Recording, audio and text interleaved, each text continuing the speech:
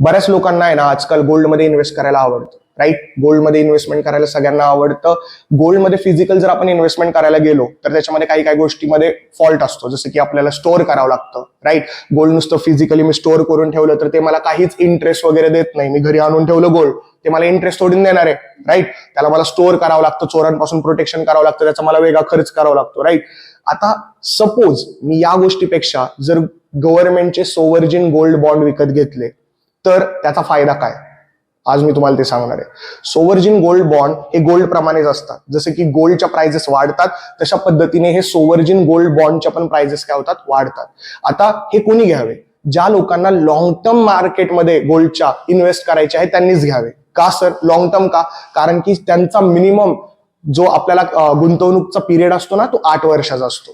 ठीक आहे, तुम्हाला 8 वर्ष गोल्डमध्ये जर लॉंग टर्मच्या पॉईंट ऑफ व्ह्यूने इन्व्हेस्टमेंट करायचे असेल तर तुम्ही सोव्हर्जिन गोल्ड बॉन्ड घ्यावे. तर याचा अजून काय फायदा आहे? सपोज मी 8 वर्षानंतर मी जर एक फिजिकल गोल्ड घेत असेल आणि ते जर विकत असेल तर त्याच्या गेनवर मला टॅक्स लागतो, ज्याला म्हणतो long term capital gain tax. ठीक आहे, पण जर हेच मी सोव्हर्जिन गोल्ड बॉन्डमध्ये पैसे इन्व्हेस्ट केले तर त्याची पण व्हॅल्यू गोल्ड प्रमाणे 8 वर्षानंतर वाढणार आहे. सपोज एक एक्झाम्पल देतो, 6,000 रुपयाच्या ग्रॅमचं एक गोल्ड तुम्ही घेतलं, ठीक आहे, 6,000 मिनिमम तुम्ही सोव्हर्जिन गोल्ड बॉन्ड मध्ये 1 ग्रॅम इन्व्हेस्ट करू शकता.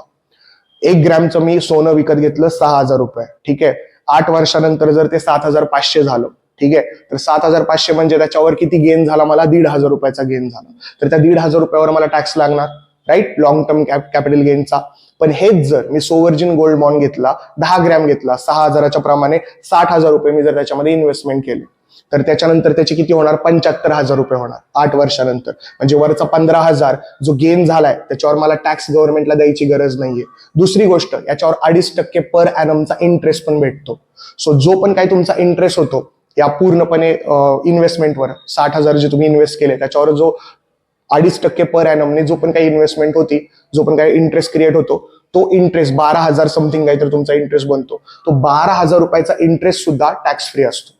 सो जर मी फिजिकल 10 ग्रॅम 60,000चं गोल्ड जर घरी आणून ठेवलं आणि ते जर नुसतं किती 10 वर्ष होल्ड केले किंवा 8 वर्ष होल्ड केलं तर त्याचे 75,000 झाले, तर मला ते 15,000वर टॅक्स गव्हर्नमेंटला द्यावा लागेल. व्हेअर सोव्हर्जिन गोल्ड बॉन्ड मध्ये वरच्या 15,000चा जो गेन झालाय तो टॅक्स फ्री असेल आणि दुसरी गोष्ट जो त्याच्यावर इंटरेस्ट भेटलेला आहे तो पण इंटरेस्ट काय असेल माझा, टॅक्स फ्री असेल. ठीक आहे, टाळ्या वाजवा.